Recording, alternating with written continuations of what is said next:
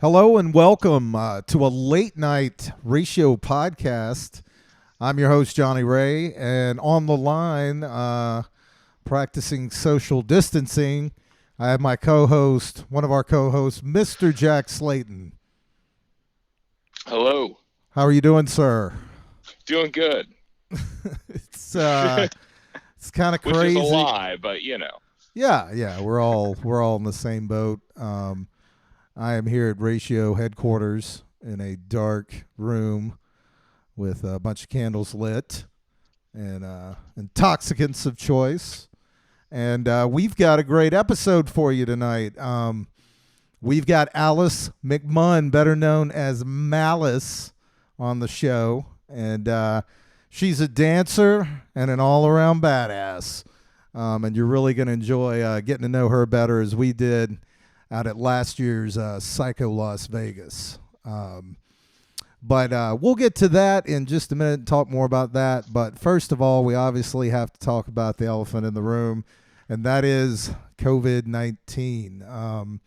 This virus has brought society to its knees in just about every way.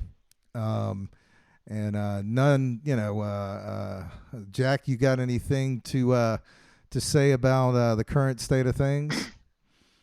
Well, it's a crazy time, um, but not unprecedented. I mean, it's one of those things that I think, of course, this happened. You know, um, but I just really hope everyone out there is staying safe and keeping their hands clean, keeping their faces clean, and doing what they need to be doing. Yeah, Um, not just for their own sake, but for the sake of everyone else around them. yeah, I think it's a really dangerous time, and uh, there's a lot of misinformation out there, and I'd say, you know, just listen to the CDC. oh You yeah. know, there it's Listen to the scientists. Yes, you have uh, to. I don't know, you know, whatever your political beliefs are, it doesn't matter to me. We're all humans. We're all in this together. Um, just be careful. Yeah, Take care yeah, of yourselves. You know. yeah, and listen to the information. You don't hire a clown to fix the John. So take that Right. any other way you want. But we have been off the scene for a little bit due to a number of things that we'll bring up here in a little bit. And this is us just trying to get back out there after some time of working on some other stuff and working on stuff for Ratio. But one thing we by doing this and providing some kind of distraction for you people out there, you kind people, um, is to bring kind of what's going on to light in the music industry, as everybody knows is pretty much non-existent in a lot of ways right now. Our little music town, Athens, Georgia, has been hit especially hard in the sense of we're comprised of a lot of venues and a lot of artists live here, and it's been tough, to say the least. It's in every way you can name. Um, that's why it's important, right now to support the band's band camps, and to support venue band camps. Any kind of help you can. I know everybody's in a bad state of affairs right now, and I'm not asking anyone to give above their means on anything, but if you can give a little extra, try and do so. Attend live events, virtual live events that have virtual tip jars. And the other night I saw Noel Shuck do a solo thing at the Flickr live happy hour, virtual happy hour. That was really cool. Jack, what do you see here in town that's startling to you during this kind of music and societal shutdown?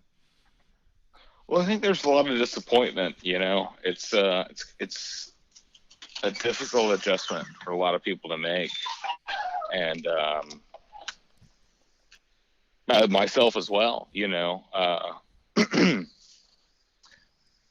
But I think that there's gonna be a light at the end of the tunnel at some point. It's not visible right now, but it's there. It's on its way. The But you Renaissance is know, on its way.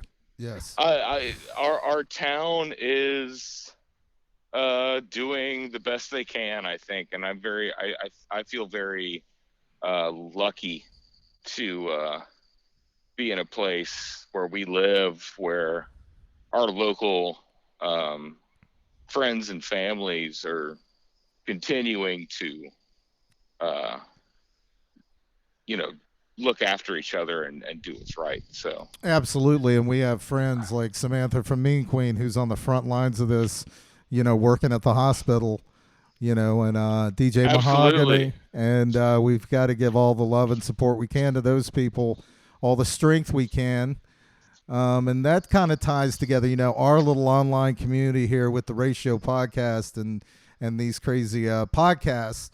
It's one thing to do with Athens is I've always wanted to launch an Athens only kind of historical, you know, bank, if nothing else, where you could just have, all these great musicians, artists, and people in town, writers, that we could do interviews with them and capture a moment and talk about their careers. And we've started that process. It's called the $5 Cover Podcast, but that's taken some time away from the Ratio leading up. And one reason I wanted to discuss this, on air was, between the times, that we were setting up live events and trying to get the other thing off the ground while trying simultaneously to keep the Ratio going. It really just wore us out, and there was so much frustration on so many ways that has passed, in the sense of we know what we need to do now to balance both. But people are alone right now. Some of you listening to this might be alone, and when you're overwhelmed like we were, it's like that depression just sets in, and you feel like you're spinning your wheels. I mean, it was just, leading up to this virus kind of locking everything down. It was just a really busy, crazy fucking time. And, what do you think about it, Jack? well, I think we all saw it coming in a way. It was, it's. I remember the last time you and I hung out in person, um, and we had a conversation about how this is just definitely going to get worse before it gets better, and it has, and it will. But we've been doing well in the worst of circumstances, and I feel very lucky about that as well. I'm myself Yeah. and Helen, um, but you just have to occupy your time as best you can. I mean, there's a lot of people out there that are out of work, and I'm one of them, and it's scary times, and Yeah. it's like the perfect time to kind of take up like an old hobby that you forgot about sometime or something like that. Yeah. Yeah. And it's weird. It's, I've gotten, music has been such a, safe place to go during this time, excuse me, my allergies are destroying me tonight. Oh, this pollen has also been an assault on every one of us down here in Athens, Georgia. Yes. It's Yes. it's the worst I think I've ever seen it in the last 15 years. Right. Right. Well, just I got the feeling that there was so much about to happen, and we put so much time and work into stuff, me and you, Jack, and then this all happens, which our stuff's little in the grand scheme of things. We're wanting to bring entertainment to people and have a cool kind of clubhouse feel of where anybody can come and hang, you know, and thinking about that, this is a new start for everybody in a lot of sense. And one of the reasons, I want to talk a little bit, kind of about how art, does fill that need out there, that loneliness, when you're in a time of great stress, which, everybody is. Um, but, going into that, one thing that I've been listening to that just came out is the new Elder album, Omens. And oh my God, that shit's amazing. Um, and I couldn't recommend that anymore. I've also been listening to Aranci Pazuzu. Yeah, y'all have a field day with that. I knew Oh, how to pronounce it at one time, but it's Pazuzu, and their new album's called Mestering Kunzi, and it's like this crazy black metal, progressive metal, just insanity, and really a kind of a poignant listen during all this, kind of a good escape into artistic madness rather than the madness that you're seeing every day. Um, and one of the reasons, I want to talk to you about this, Jack, is this episode that we'll get to in just a few was recorded out at Psycho Las Vegas, and I find myself I've been listening to a lot of live albums, and metal wise I've been listening to a lot of Emperor and the Mayhem live records, and it just seemed like it's almost a comforting, almost archaic thing now to think about a bunch of people gathered together at a huge festival or at any kind of venue now. What have you been listening to, Jack? I I've been listening to I've been all over the place. Sort of I haven't been listening to one band in particular, but just a handful, and my favorite songs by them, kind of in a playlist sort of way. Uh, in a very random order. I'm listening to everything from Mayhem to Bjork, and I'm loving it. Oh yeah. Uh, it's because in times like this, like you're absolutely right. Art saves lives in the sense that it helps your brain, it helps your soul, it helps your heart Oh yeah. cope with difficult times. And I would say though, I've been really on a really big um, behemoth kick lately. Right. um, but and Apocalyptic all sounds for apocalyptic times. oh, definitely. And it's kind of strange because I'm trying to keep my own spirits up in this time, which is it's difficult to do because things are very difficult now. And it's odd, I think, that I find myself listening to very dark music. It's cathartic. You It know. is. It's very cathartic. I'm listening to Joy Division. I'm listening to uh, just kind of dark ambient music, and but it kind of feels good in a way, Yeah. even though it's got sort of depressing tones, I guess people might say. Yeah, I feel like I've got it wired in myself the last couple of weeks to really get back into music and really enjoy it fully. And I'm kind of on the same wavelength as you are with that. And just sitting in here, letting yourself go to shit, listening to a bunch of music. That's one of the things you can do right now. But I did shave. I'm sure there's a lot of guys out there. That's a bad place to stop. I did shave. Um, I'm sure there's a lot of guys out there that are listening to this that currently have neck beards. And I've shaved mine twice during this thing. And I just shaved tonight for this lovely broadcast. And I'm telling you, don't succumb to the neck beard. Keep your shit straight. Now, what do you think about the neck beard? Well, I mean, I think now is also a time that lends itself to. I think it was just last week I finally groomed my own beard and combed my hair and put on some nice clothes for the first time, Went to or a even habit. pants. Oh I mean, wow. it's look after yourself, put pants on. It's so easy to not put pants on all day because, especially if you have really nothing to do, um, it's good for the mind. It gets you Yeah, going, have a cup of coffee, eat some eggs, put some pants on, shave your beard, absolutely. you know? Absolutely. It's cleanliness right next to godliness, as Yeah. George Carlin used to say. But before we get to our interview, I want to mention that we have three bands here in town, Athens' own, who all have new singles out. And those bands are Mean Queen, She He He, and Vinkus.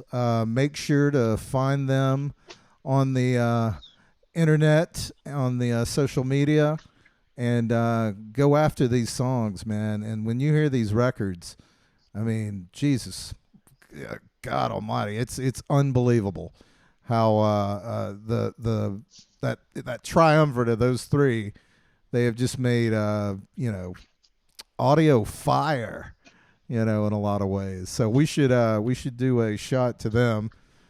Have you got? Weren't we going to do a shot before we got to Alice? And for everybody out there. Oh yeah.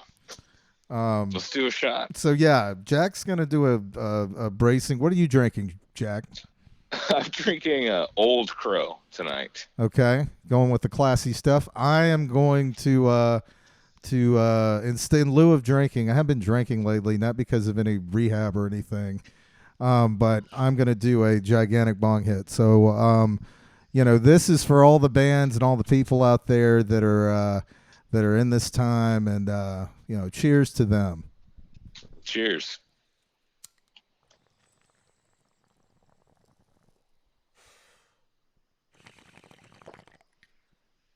All right. I mean, all right. So yeah, how you? Cheers to everybody. And now let's get back to our episode at hand. And we've been wanting to put this out forever at the right time. And I think you're in for a doozy with this one. A really cool, interesting chat. And that's with Miss Alice McMunn, better known as Malice to us. And we met her out at Psycho Las Vegas. We met her out in the dog park at an unnamed casino, where she was walking her dogs. We both kind of had that recognition for a second, like we knew each other. And, we struck up a friendship with her there, in the dog park, which was basically a place where most people just went to get high. But Alice was definitely just walking her dogs. So, and that is the truth. But we recorded this super late at night, and it was after we had seen the Misfits. What memories do you have of that night, Jack, or of Malice in Well, general? no, it was really cool to make a friend. You had been out there before. That was my first time at Vegas and also at Psycho Las Vegas, and it was a jarring experience at first, to say the least. But it was very cool to make a friend, and that night it was a lot of fun. It was I I remember, like most of us probably listened to the Misfits way back since we were kids, and to see them, the like original lineup was a blessing. It was awesome, and they did better than I thought they would too. Right, right. um, but it was a great night, and Alice is a very interesting and wonderful and intelligent person. It was a pleasure to get to know somebody in a foreign place. Hell yeah. Well, with that being said, let's get to our talk with Malice. Hello, everybody. I'm out at Psycho Las Vegas, and I'm here with my sister from another Mister, Malice McMunn. How you doing? Doing great. How you doing? I'm doing excellent. We both just came back from the Misfits. who were the headliners on Saturday night, and it was, I mean, just from the get go, I enjoyed it way more than I thought I would. Yeah, every time. What did you think? I love them every time I see them. I got to see like a most original lineup. Like I think it was, I don't know, 2013 or whenever they played. Like they played a Halloween show in LA like some years back, and I saw that like kind of. It wasn't actually full original lineup, but it was like a bunch of the original guys too, and it was on Halloween. And of course they sang Halloween, and I died that time, and then died again this time because they always do all the songs we love. And then that's one of my favorite punk bands of all time. So I've never stopped loving them, never stopped listening to them.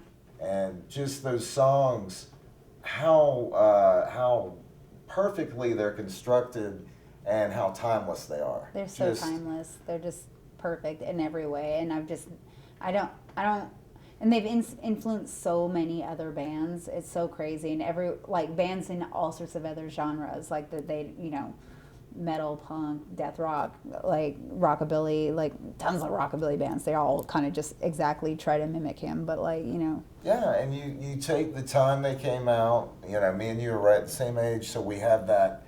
They were such a band for our generation, when we discovered them. But you take it, these guys were dressed up in these, I think watching Jerry tonight, I was thinking about this, just in Halloween costumes in New York City, dealing with, probably got a lot of shit for that.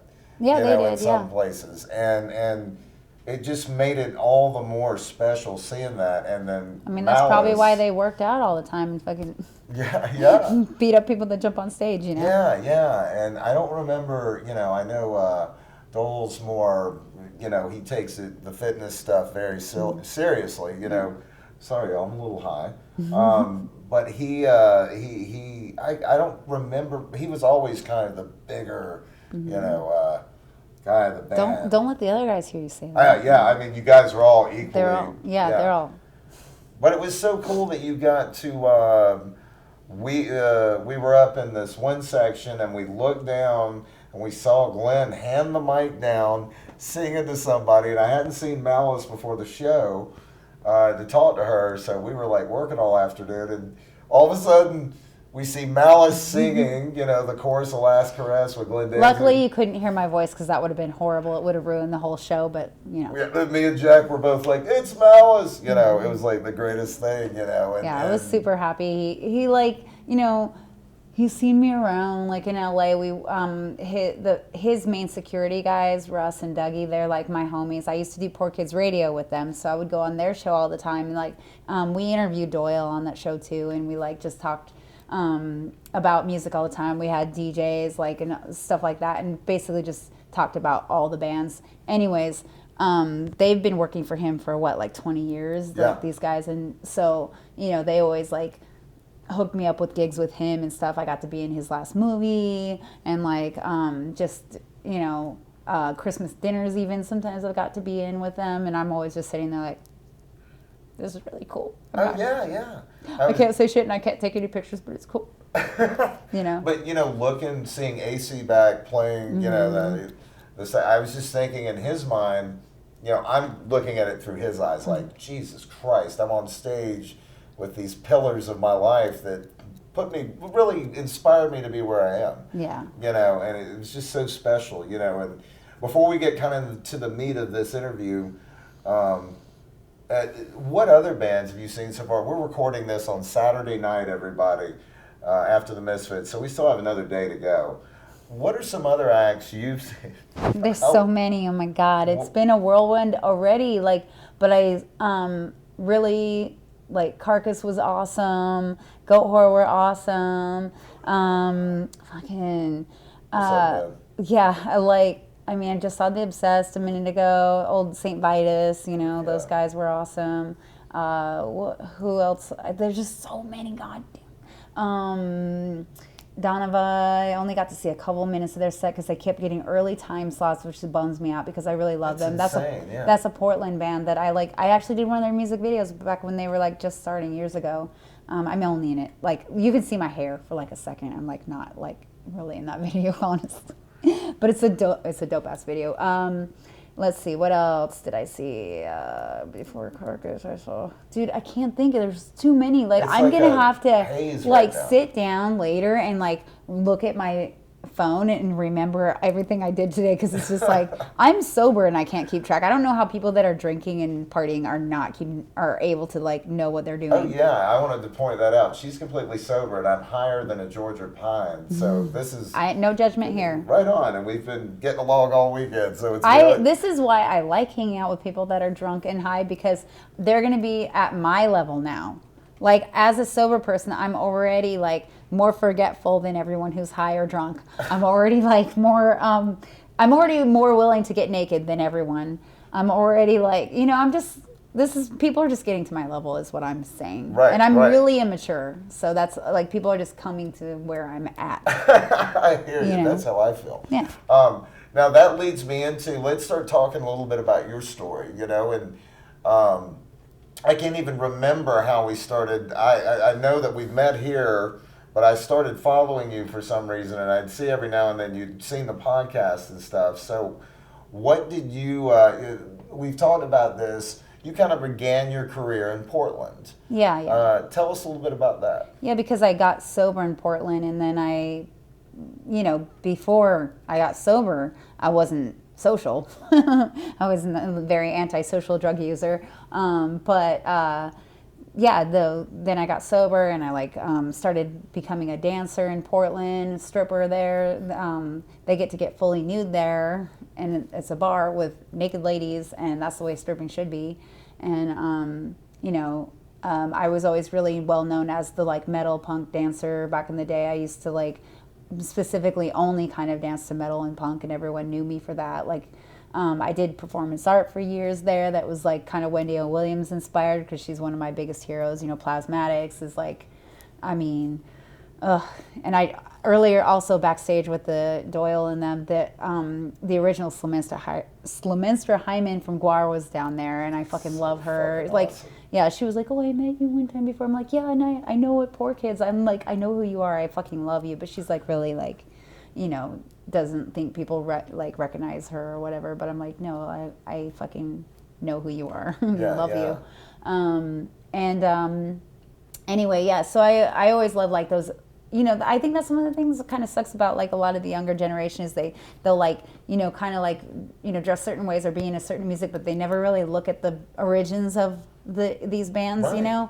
But like, I mean, of course we're older, so like we know where they all came from, and like I have mad respect for all the bands that started in the beginning, and all, especially like a lot of the women bands, like female fronted punk and whatever bands were doing that shit when it was just not a lot of women doing that, Right. So. Well, we're on the same mindset of that, because I look at it like when I would read Hit Parader or Circus when I go with my mom to the grocery store when I was a kid. If Nikki Sixx was talking about a band in the interview, I'd go down to check it out. And like that's how I got into Aerosmith. That's how I got into The Sweet. That's how I got into any artist that way. And it was just it was passing these things down, Yeah. But how hard is it to get sober in a town like Portland? I think it's funny, like people would always be like, oh, you got sober there. That's like where all the junkies are. And I'm like, yeah, but there's also a lot of really awesome rehabs there because there's all the junkies there. And like, so yeah, I think it, if this is the thing, if anybody out there wants to get sober, it's only going to work if you want to get sober. It's never going to work if you don't want to get sober. Like I went to rehabs before, and any of my friends that went to rehabs before, they really, really were like, I can't fucking do this anymore. When you're at that point, then you can do it. But the rest of the time, you're like, if you're kind of half-assing it, or you're doing it for your girlfriend, your boyfriend, or your, whatever, it's harder for it to work. I actually was originally getting sober for a dog, but the way I love dogs is different than the way I love humans, and it's a lot stronger, so that's why that worked. See, now I completely understand that, and I completely understand the boy, the partner thing. Why do you think people would even would try a half-ass attempt at getting sober? Well, I mean, even me, the first time I did do a half-ass attempt was my sister. She's 11 months older than me, and we were both, junkies together, and she got sober a year before me, and she really wanted me to get sober, and she was like dragging me to meetings. She dragged me through a detox and a rehab, and I was there for like a week, and I started using again. And it was just because, I love when you like love, your parents or your family, whatever you want to like do. You don't want to, whatever you want to try for them a little bit, but the thing is, a lot of times it's just not going to work because it's like, You still want to get high. yeah, it's still just not, it's not really for something that you really want for yourself. And I mean, I think the thing for my dog was, it's because it was partially for myself, because I knew I wasn't being a good dog mom to him. And the thing is, like, I knew he needed me. Like, my sister and my family don't need me like that. So it's not like I felt like I needed to do it to, like, be a better person for them, because I was like, they don't fucking need what the fuck they need, like, I don't know. I didn't need to impress them, whatever. Right. But, like, this dog was, like, judging me. You should have seen him. He judged me.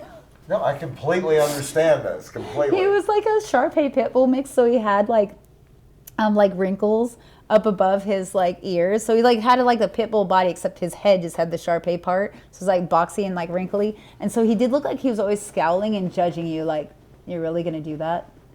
You're gonna shoot up? Okay, that's gross. He looked judgy. Oh, I have a 5-pound Yorkie Terrier, and he looks at me after I've smoked my 6th blunt of a day, and it's like, don't you think that's a little far? He imposes his will on everybody, though. So, yeah. Well, I found that fascinating, and I think that's more. Tell us a little bit about your dogs now. I have 2 miniature pinchers named Jeffrey Dahmer and Richard Ramirez. Yeah, I got them when they were like, little bitty 6-month-old dogs, and I've raised them now 13 years, and they're elderly now, and they're little characters. They're Most fucking people, adorable. Oh yeah, my God. People who follow me on social media usually kind of like, there's like half the people follow for me, and then so it's like half the people want to see a butt, and then the other half of people want to see a dog. So that's pretty much what they get. So I try to even it out. I'm like, butt post, dog post, butt, dog. So now you move. So you're in Portland. What makes you move? No, I'm down? in LA. Oh yeah, you're talking about what, from the back. What Yeah. makes you come down to LA? So I was in Portland for 9 years, and I have extreme seasonal depression. I mean, I just think about like driving my car off a cliff all the time, like just all the time in the winter. I'd just be like, I'm gonna die today. I can't do another day of being cold like this. I'm just And then with the like, rain up there too. the rain, the darkness, the cold. It's just, it seeps into you. Like people who really like are like indoor artists. Like my sister's a tattoo artist, so she loves Portland because she's in drawing, and people that are like literary, they want to like write a book or whatever. That's a great environment. It's dark. It's like helps bring out their creativity. I like to be in the sun. I'm a desert lizard. I need a little heat rock, and just I want to lay out there, and I just like, okay, when I was young, Mad Max is my favorite movie of all time. I always wanted to be in Mad Max. I want to be in that fucking movie. You know what I'm saying? I want to live in the environment that they made, that like post-apocalyptic world. And I just like, I was like, that's LA. Like pretty much it's like outside of LA really, it's like the desert out there, or it's, Yeah, exactly. it was actually in Australia, but like I could, Same terrain. yeah, deal with either one of those. But I was like, I just want to be in the sun. But I also am an alternative stripper, so I can't just work like in Vegas, really. There's not a lot of clubs here that are into that. And it's also a really hustly environment. And I knew I couldn't ever, I'm just not a hustler. I would never make money here. Like barely anyone tips on stage in this city. So it's like, what would I would have to learn to be a Cirque du Soleil performer to do what I want to do. And I would love to be that fucking flexible, but I'm not, so. Right on. I was like, LA has a couple of like dirty hole in the wall strip clubs I could probably work in, and that's what I did. And also, right when I moved to LA, I like social networked pretty much right into like working at the House of Blues and the Whiskey A Go Go. So I danced for bands all the time when I first moved there, and it was awesome. They don't pay shit though, but it was still awesome. And that's kind of one of the main things I want to talk about. What do you see with the main, as people are as we're moving on a little bit in this world, and people are trying to be more respectful of people like our choices in life, and trying to see the respect that we give one another every day. What do you see the biggest challenges in your industry Oh my God, this is like a hard question because there's like a girl who interviewed me for Vice magazine recently for like we have a trans inclusive night at Cheetahs and we were just talking about that. But the first question she opened with, she goes, "Do you feel that you are?" Oh no, I always forget the word. The word. When people just look at you like a piece of meat, there's like a word for that. What is it? Superficial? No. Objectified. Objectified. Do you feel objectified in your job? And I was like, that's the point. That's the fucking point. I'm a stripper. If I wasn't objectified, how would I make money? I need to be objectified. This is what we do. We get objectified and we get rewarded for that. That's the part of the industry. And this is what's kind of sucking is because it is hard for like men or anybody, even women, whatever, that come to the strip club now to know how to treat dancers because they want to be respectful, but they also don't, they're there to like, you know, be in a strip club. And I'm like, oh God, it's getting complicated for people, you know, like I can see that's happening because I've had like a girl came in one time and she was like, I really want to tip you, but I don't want to like disrespect you. I was like, it's disrespectful to not tip me. Like you need to tip dancers when you go to their environment because they're there to like entertain you for money. Like so, like it's really frustrating, and it's also probably like losing a lot of business for dancers that people are worried about being that character now. When it's like you can still celebrate women without being like objectifying them in a negative way because I like women too. I'm bisexual, you know, and like I've had long-term relationships with women. I mean, I'm poly and everything, you know, like I like whatever. But it is like when I watch a girl dance, at the same time that I'm looking like, oh, she's a beautiful person. She's like, you know, great. Like I know girls that I work with. I'm like, she's super intelligent. This one girl's like a fucking genius. I know everything about her and love her as a person. But I'm also like, God, look at her ass. She's like, you know, her body. I can do that at the same time. And I don't think that's like, should be, you know, something that's bad. You know, like if you're a consenting adult and you're working in an environment like that, you're asking for that kind of attention.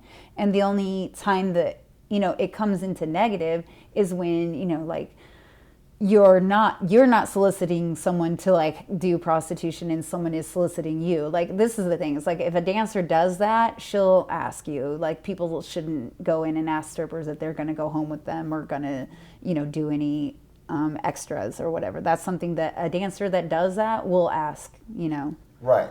And there's nothing wrong with that. You know, like I'm a sex workers advocate, like we're under the umbrella of sex workers and I'm like down for prostitution. It should be totally illegal and should be, you know, everything. Adults, consenting adults should be able to do whatever the fuck they want. But, I mean, definitely there should be, you know, some restrictions for sex trafficking type stuff that's happening. But strip clubs should be really a safe environment for everyone, and every strip club should have its own level. Like, if you ask me, they should have brothels and then strip clubs, you know, like, so people know the difference, you know, because it is confusing because, like, in LA, some strip clubs are fucking brothels, and that's fine, but it just confuses the job title of what we're doing, and then we get people asking us for extras all the time, and I'm like, well, there is a club you can go to. You know, I'll tell them that this other club, the girls there, but I tell people don't ask any of the girls because they don't all do it. You know, just wait for the girls that do it can sense the ones that want that, and they'll ask. You know, they're hustlers, they know. Yeah. So. And that kind of leads me in, you know, I think with people that kind of live alternative lifestyles as we do, you know, within our group, within our family, we know all that shit. We know how to treat one another and act correct. I mean, not everyone in our group, but well, yeah, not everybody. But the people, you know, your friends, your for the most part. But what I think I'm more talking about with the terminology and everything, where it benefits, it comes around, so it shows actionable change that goes into issues like healthcare and things like that, and pay equity. How do you feel about that? And what are some of the challenges? Like, what is an outsider who's not in the industry? Is there any options for healthcare? I don't know. I think that they should have outreaches for that. I think they should just have outreaches. I don't think it should be like, you know, you have to sign up to a plan and do anything. Just because I like the anarchist system that dancers have been under for all these years as independent contractors, and I don't really think a lot of dancers are down to fill out forms and to get like a like health benefit fucking program, whatever. But I like it, like when I was homeless, like a street punk and like and out there shooting up, there was all these outreaches for fucking needle exchanges and all that other kind of stuff, and they provided a lot of those places would hook you up with places where you could even get dental, you could get some kind of other stuff, and it should just be like a place that sex workers can go and kind of like get that stuff taken care of. I think. I mean, a lot of dancers and sex workers have some kind of health care from other jobs that they have, because a lot of girls do other jobs too. Yeah.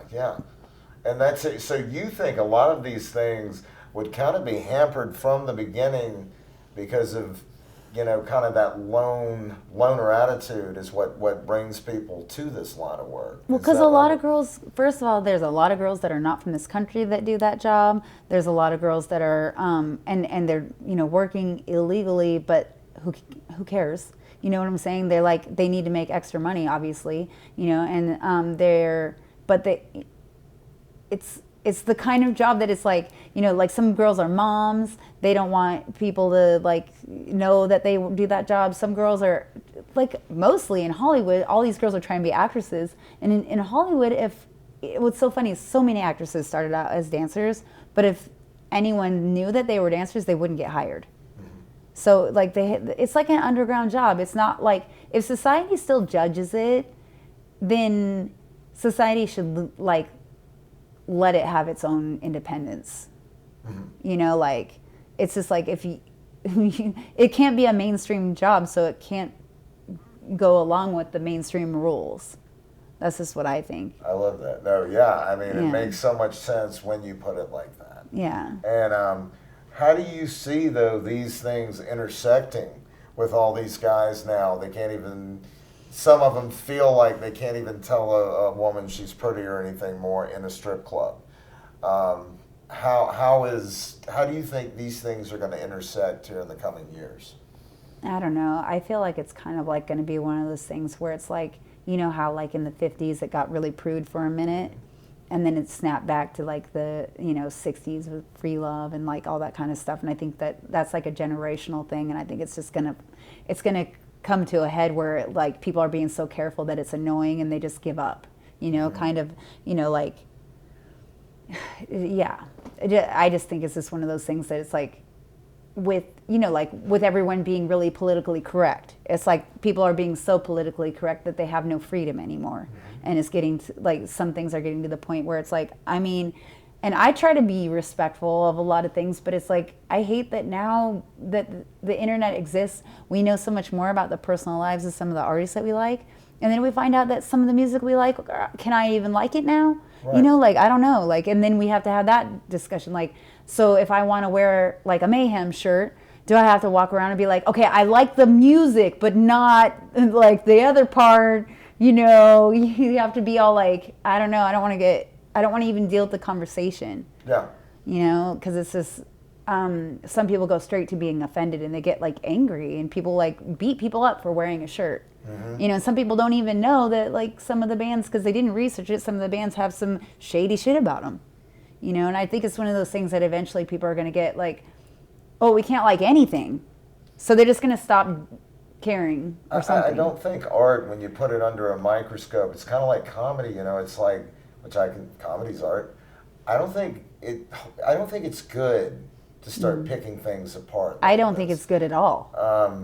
But you can't take, like, for instance, we walked through a certain part of this hotel, very controversial figure. I'm not, saying anything, but the Michael Jackson Theater. Right. Okay, their songs, even if the allegations against him were confirmed with proof that you saw, there's instinctual urges in your body. You're gonna move when you hear "Don't Stop," till you get it. I mean, so that's so interesting to think about. That can we even like these artists anymore? And that's such a now. It's so thing. Yeah. It's really now, and it's just frustrating. It's like I don't want to have to deal with the conversation with somebody with a, you know, like point out, hey, you're wearing, you know, do you stand for what that band is about? But I'm like, no, I like the music, but like, how do people know which way I'm wearing it for? Yeah. You know, and that's what sucks, you know? Yeah, yeah. It's like for years, always listening to Ike and Tina. I was always so tortured because he was such an asshole. Yeah. And a bastard to her. But it was like, you know, you can't deny when you're watching Gimme Shelter and you see them doing, you know, it's, yeah. Yeah, it's so hard. Like, I mean, the other day I posted, who was it? I used to do those Man Crush Monday and Woman Crush Wednesdays on my Instagram of old celebrities, you know, and I think it was, God, it was like some old bombshell, Brigitte Bardot, I think I did. Yeah. I think it was her. Pretty sure it was her. She's French, right? Yeah. Yeah, yeah. Like, and then somebody wrote on my thing, they're like, how can you support her? She is, what did they say? She's racist. And I was like, she is? What? So I Googled it and I looked up, and it was because she's a super hardcore vegan animal rights person. She went on to she expressed some outrage, I guess. This is her. I'm not saying, she said something about the Muslims where she was at, non-ethically killing live these goats or something. Yeah, yeah. And basically, but she named a group of people, which is not cool. Right, And- right. But then I was like, but I didn't know. But then it's just like, but like, You're looking at this aesthetically. Look at this picture of this I'm like, iconic Brigitte person. Bardot is like a beautiful, like. And then people want to steal your joy. Yeah, I'm like, Joy you can't stealers is even- what they are. Yeah, you and know? I mean, I get like you want to be conscious and you want to like. I get that too. But at the same time, I'm just like, okay, like I just thought she looked really hot in this bikini. Let's move on. Right, you right. know? But I think the people that all of us care about, you know, people's feelings and everything. But it's really like people, they're almost enjoying being the hall monitor now. Oh, they really Not, are. and they're not trying to make any change. They just want to call people out. No, I'm they- not talking about crimes or anything. I'm talking No. about just shit on the internet. People, you know. Yeah, every little thing they want to pick apart and like ruin it for everyone. You know, Yeah, yeah. And it's like I don't want to know that much about the. You know, that was the thing. Like also back in the day, like I never wanted to meet my celebrity crushes or anything like that because I don't want to find out that I don't like them. You know, Right. like that's gonna ruin. Like I've never wanted to meet Susie from Susie and the Banshees. Like I will fucking. Oh my God. I've heard she's great. I've heard she's lovely. But like, if we had a bad interaction, I would be crushed. I'm so in love with her. Like I have her eyes tattooed on my arm. I'm So like, awesome. I've been She's in one love of with my her favorites. she's like one of my biggest role models next to Wendy O. You know, it's like Yeah. I would die if she was like mean to me or something. You Oh, know, yeah, and yeah. she like, but I also don't have expectations from celebrities like that either. I wouldn't expect her to be like, oh, you're a fan? Oh my God, I love you. Oh, come hang out with me or anything. I wouldn't, you know. Yeah, but I think you had, like, just talking about Susie, you have that kind of connection. If I had a chance to meet Susie, this is what I'd say. I'd be like, when I'm going out on, like, a Saturday night when I was younger, and I probably still think this, I would just be like, step back and enjoy Yeah. the real McCoy. And just having that connection, part of your life, you know, it's different from, hey, can you get a fucking selfie with me? Can I get Yeah. a picture to prove that I was standing next to you? And I feel Well, like and- there's a lot of that now rather than wanting to tell somebody something meaningful from their life that their art has a part in. Yeah, well, I would even not know what to fucking say. Like when you meet somebody that you worship so much, you just be like, "Hi, I worship you." Like, like I wouldn't. I would just be like everyone else. I'd just be like, "You're cool." I try and think of the one thing that I want to tell these people when their art is pushing through me, like Christians talk about the Holy Ghost coming into them. That's how music moves me, and if I can put that into words, I always try and get that across. I don't know how to do words, man. I'm not a word person. It would just come out, blah, you know. And then I would probably like go home and I'd think of all this amazing shit to say later, and I'd be like, oh, I know what I should have said to her. I want to really blow her mind. Like, I'm not. No. Right. Well, I want to, before you've been so kind to give us this time, I know you got to get back to the dogs, But I wanna say also, Malice is gonna be able to. She's gonna if she has something to say, she's gonna be working with the ratio and be kind of an LA correspondent whenever she wants to. Yeah. There's gonna be some cool shit coming down out there. But plug away and tell everybody what we should know, where they can get in touch with you or follow you, or Okay. Official Malice McMunn is my Instagram. And I'm probably going to go back on private when I get back from this. I just took it off to kind of post a bunch of stuff here. But I have real haters that like to flag and report my shit, even though I never post anything crude. Right. But I've been taken down for a picture that was me with a knife, fake blood, and another girl, and you couldn't see nothing, no titties, no ass, nothing. I was just like, this is fake blood, people. Anyway, so that's that. And Official Malice McMunn. Malicious Creatures is my clothing line. I sell little punk shirts, little patches, little stickers. I sell some of the stickers made of some of the pictures that were reported and taken down. One of them is my tits. That wasn't ever posted. Don't worry. That's just from Blue Blood. I did a shoot for them. They're one of the few alternative porn sites I ever shot with, just because I like them, because they just do real alternative people, and the site that I'm on of theirs is called gothicsluts.com, and I loved that. Gothicsluts.com. I can't. It's so good. Anyway. And then what else should I plug? I work at Cheetah's Hollywood in LA. If you ever go down there, come take a picture with me. I'm down to take photos in there. We can have cameras. We have bands all the time. It's always cool. And if you see me in real life, I'm always cool to say hi and take pictures with anyone. Right on. And she is cool as hell. So thank you so much for doing this. Go to all the links she said and support Malice. She's badass and she's for real. All right. I want to thank Malice so much for doing this and hanging out. Super cool chat with a super cool person. Can't wait to see her again. And, that brings into question, as of now, they haven't made any announcement about Psycho Las Vegas, but I would say it's pretty much written, in the stars that it will be either canceled or postponed to a later date. And there's so many good bands on that bill, so I hope they do get that together again. We got a lot of cool coverage to bring for you out there. And we're going to be bringing to you, a lot of variety of stuff. Not only, music stuff, but people from, just crazy backgrounds, different, lifestyles and just things that we think are cool and we want to support. But our heart, bleeds the heavy metal and the hard music and the crazy music. And one thing I want to mention is Iris has a new album out called Order of the Mind, and it is an absolute stomper. Love those guys in the band. Look for an interview and a review of that very soon. So is there anything you want to get across, Mr. Jack Slayton, before we go for the evening? I think just stay tuned and take care of yourselves and each other. Absolutely. That's about it. Stay connected with us, and stay connected with Art, your friends, and we're going to be here for you, indoors, but we're going to do all we can to provide any kind of little distraction or any bit of, dare we say, entertainment to you all.